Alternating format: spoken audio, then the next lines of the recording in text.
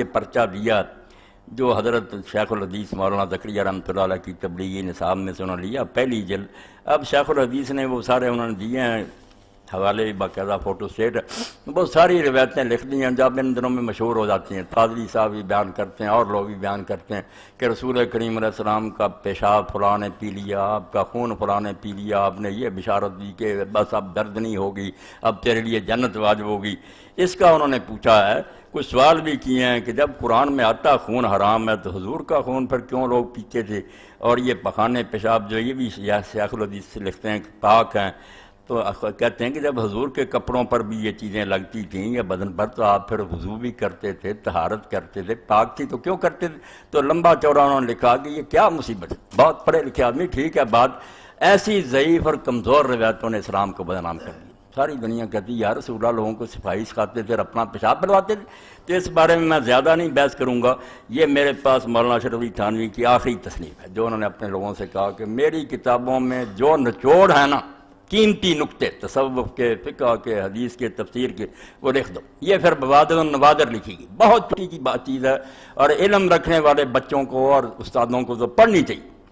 تو اس میں مولانا نے پھر یہ 391 سے لے کر اور 393 تک 12واں نادرہ طہارت بول و براز حضرات انبیاء علیہ السلام اس پر لکھا.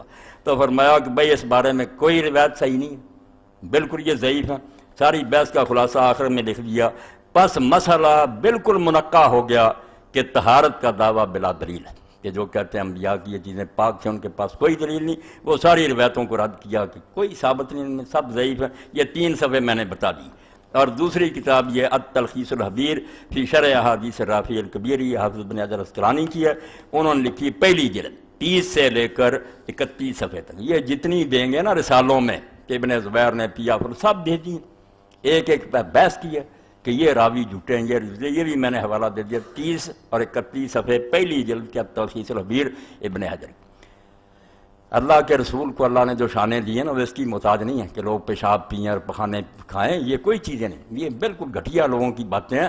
اللہ کے رسول کو جو قدر و منزلت ملی ہے, لم یخلق الرحمن مثل محمد وظنی انہ لا یخلق ابدا, یقین اور ایمان تو ہمارا یہ ہے کہ نہ آپ جیسا اللہ نے پیدا کیا اور نہ کرے گا. نہ رخ مصطفیٰ وہ آئینہ کے نہ اب ایسا دوسرا آئینہ, نہ ہماری چشم خیال میں نہ دکان آئینہ ساتھ, بنا دیا جو بنانا تھا.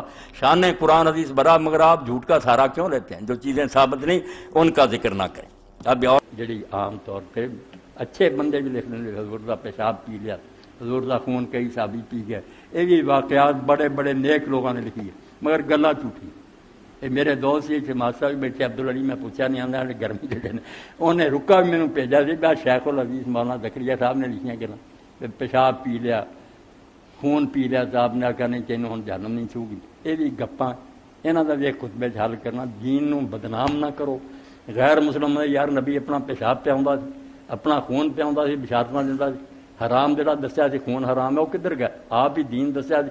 تو گپاں نہیں مننیاں بھاویں کوئی بیان کرے, سچ جڑا وہ انکار نہیں کرتا. اے پانی وضو دا ٹھیک ہے, نک مبارک تھوکے حدیثاں, کپڑے ٹھیک ہے, باقی یہ بناوٹی گلاں کچھ نہیں, کوئی فضلات پاک نہیں. آپ ایک عنوان بنا لیا کہ انبیاء دے سب پاک ہے, ناڑے بھی کر لیا کہ وہ قبر زمین ہی کھا جاندی سی جدو آپ نے فارغ ہونا ویکھنا نہیں, اس کو خوشبو آؤندی سی کچھ نہ.